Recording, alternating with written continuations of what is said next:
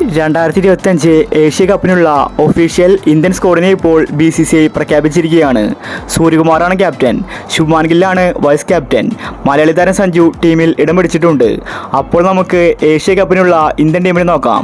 Suryakumar, Shubman Gill, Abhishek Sharma, Tilak Varma, Hardik Pandya, Shivan Dube, Axar Patel, Jithesh Sharma, wicket keeper, Jasprit Bumrah, Arshdeep Singh, Varun Chakravarthy, Kuldeep Yadav, Sanju Samson wicket keeper, Harshit Rana, Rinku Singh. ഇതാണ് ഇപ്പോൾ BCCI പ്രഖ്യാപിച്ച ഇന്ത്യയുടെ ഏഷ്യ കപ്പിന്റെ ടീം. സഞ്ജുവിനെ അങ്ങനെ അവസാനം ടീമിൽ എടുത്തിരിക്കുകയാണ്. ഇപ്രാവശ്യം സഞ്ജു തകർത്തടിക്കുമെന്നത് ഉറപ്പാണ്. സെപ്റ്റംബർ 10-നാണ് ഇന്ത്യയും UAE തമ്മിൽ ഏഷ്യ കപ്പ് മത്സരം നടക്കുന്നത്. ജയ്സ്വാളിനെ ടീമിലേക്ക് എടുത്തിട്ടില്ല.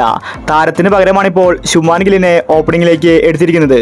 കൂടുതലും ഗില്ലും സഞ്ജുവായിരിക്കും ഓപ്പണിംഗിൽ കളിക്കാൻ പോകുന്നത്.